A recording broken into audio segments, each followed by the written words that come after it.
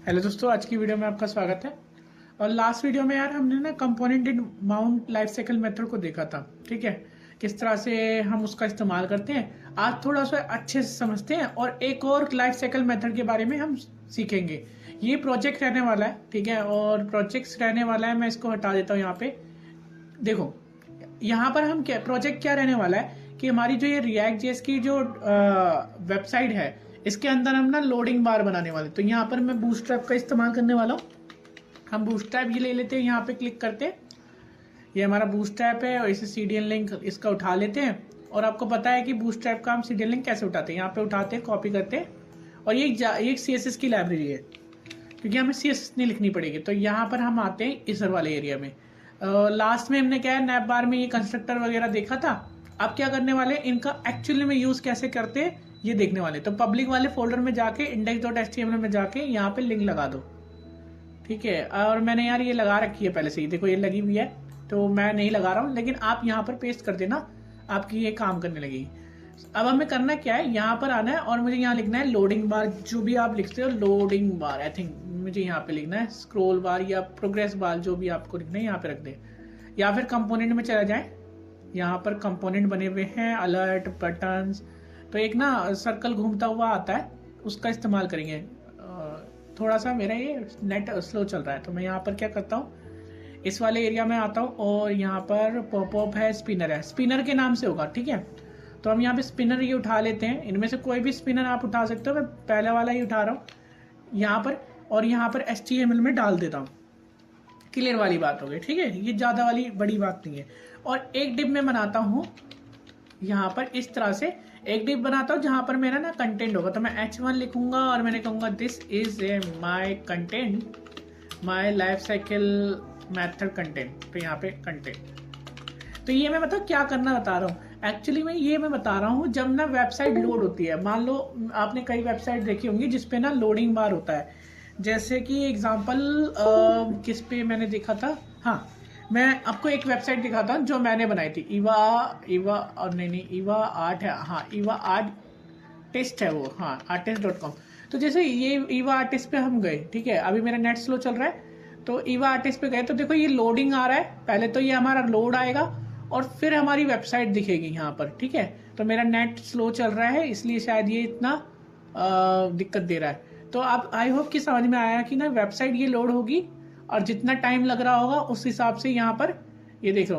हालांकि ये जो वेबसाइट बनी हुई है ना PHP में बनी हुई है, इसलिए ज़्यादा लोड ले रही है, और इसके मेरा नेटवर्क इशू है इसलिए भी लोड ले रही है। तो ऐसा कोई इशू नहीं है, आपकी जो रिएक्ट जेएस की वेबसाइट होगी वो इतना इशू नहीं करेगी। ठीक है, और ये देखो हमारा सर्कल आ गया है, दिखना शुरू हो गया है। ठीक है, तो मैं इसे हटा देता हूँ। ठीक है, तो आप बाकी आपको समझ में आ गया होगा। मैं इसको दोबारा रिफ्रेश करता हूँ, मैं भी इतनी लेट टाइम ले रही है। देखो ये आ गई वेबसाइट। ठीक है, लोड करते हुए ये वेबसाइट आ जाएगी। हमें भी ऐसे ही करना है, मतलब हम ये दिखाना चाहते हैं कि यार लोडिंग करते रहे। अगर डेटा फैच करेंगे तो लोडिंग दिखाता है, जैसे कि आप कहीं पर भी देंगे तो जब सर्च करते हो तो वहां पर ना इस तरह का लोडर आता है। मैं इसको छोटा कर लेता हूँ, तो मैं कैसे दिखा सकता हूँ, ये मेरा कंटेंट है, ठीक है, इसको सर्च कर रहा है। जब मैं चाहता हूँ जब वेबसाइट लोड हो तो वो ये दिखाए लोडिंग वाले को, और जब वो लोडिंग कर ले, जब वो डेटा लेकर आ जाए, तब यह है this is my life cycle method दिखा है। हालांकि हमारे केस में अभी यहाँ पे डेटा नहीं है, लेकिन हम यहाँ पे डेटा नहीं रखने वाले। मैं समझा रहा हूँ इसको चीज को। बाकी मैं एक बड़ा प्रोजेक्ट लाऊंगा, उसमें भी आपको समझाऊंगा। यहाँ पे दो लाइफ साइकिल मेथड की जरूरत पड़ने वाली है। सबसे पहले यार हम यहाँ पे कंस्ट्रक्टर बना लेते हैं, और ये मैंडेटरी होता है।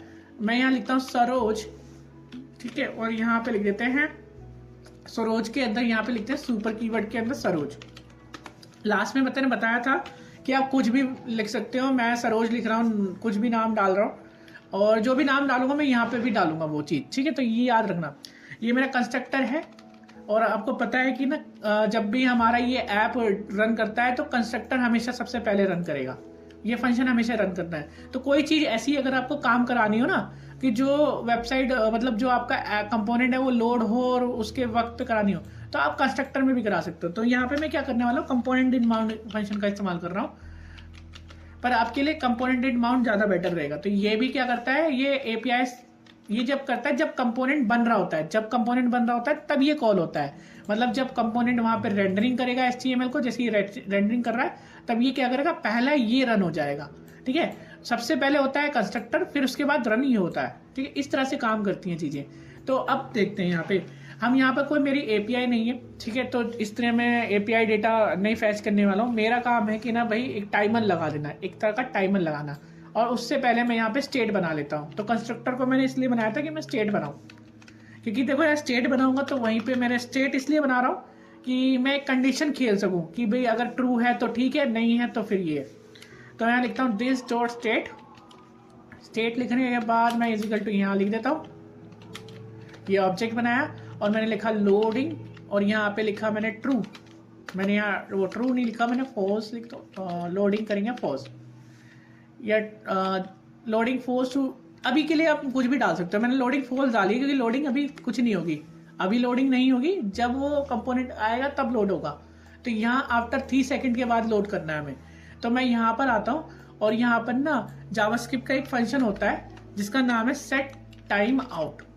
ठीक है, सेट टाइम आउट फंक्शन है, और मुझे यहाँ सेट टाइम आउट करने के बाद यहाँ पर ना 2 चीजें मांगता है, एक कॉल बैक फंक्शन मांगता है और एक नंबर मांगता है। कॉल बैक फंक्शन मतलब मैं इसको एक फंक्शन दे देता हूँ फन नाम से, आप इसे फन नाम से ऐसे नंबर दे दो, कुछ भी नाम रख सकते हो फंक्शन का।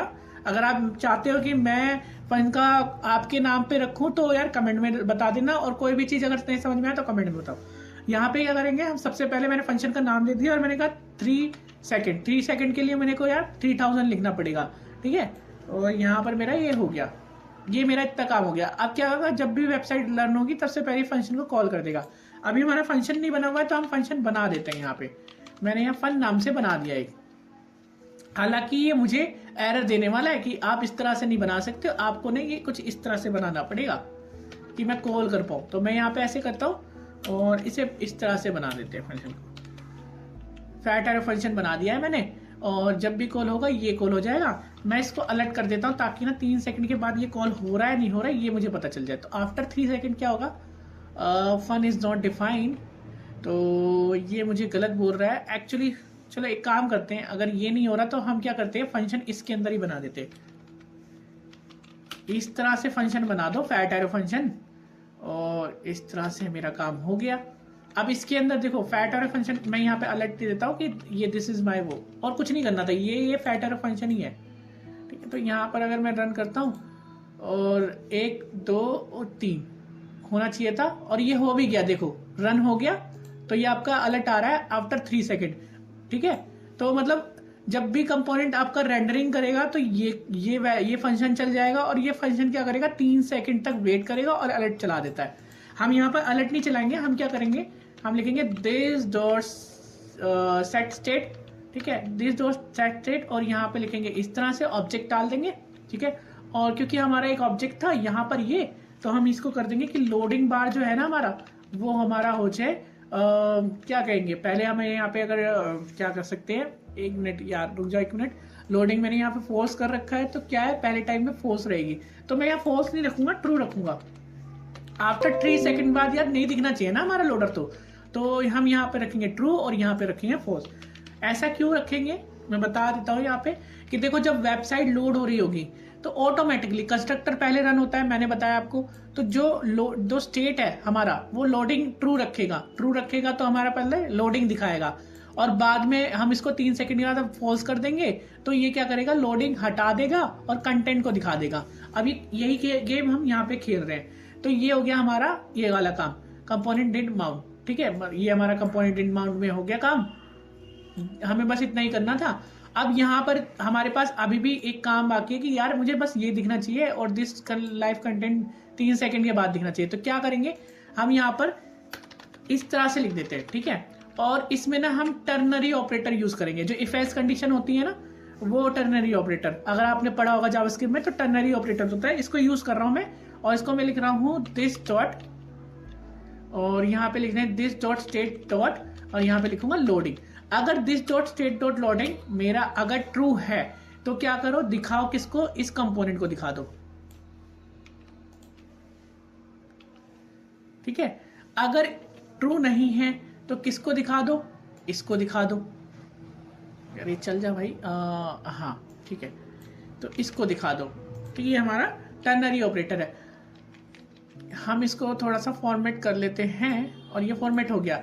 यहाँ पे सिर्फ कॉलम लगाना पड़ता है। देखो क्या होगा, अगर ये वैल्यू ट्रू है तो ये क्या है, इसको दिखाता रहेगा जो हमारी लोडिंग वैल्यू है। अगर नहीं है, फॉल्स है, तो इसमें चला जाएगा। तो ये हमारा देखो इस तरह से हो रहा है। देखो पहले हमारा ये लोडिंग बार आ रहा है और आफ्टर 3 सेकंड के बाद हमारा कंटेंट आ रहा है। तो कभी भी अगर आपको सर्चिंग बार दिखाना है, सर्च कर रहे हो और सर्च करते वक्त क्या होगा, हमारा ये लोडर बार आ रहा है और वो हो रहा है। तो ये हमारा क्या है, कंपोनेंट इन माउंट हमारा इस तरह से यूज होता है। तो आई होप कि आपको समझ में आया होगा। ये प्रोजेक्ट बहुत ईजी था और इसका सोर्स कोड भी मैं आपको ना वेबसाइट पे दे दूंगा। वेबसाइट पे आपको जल्द से जल्द मिल जाएगा ये सोर्स कोड, और ना मैं गिटहब की लिंक भी दे दूंगा।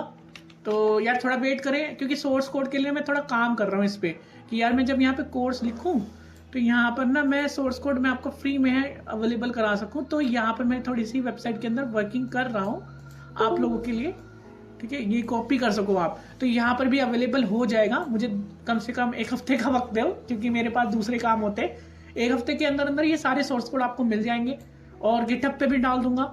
और आई होप कि यार ये आपको समझ में आएगा कि ना यार ये कंपोनेंट इन माउंट क्यों यूज होता है।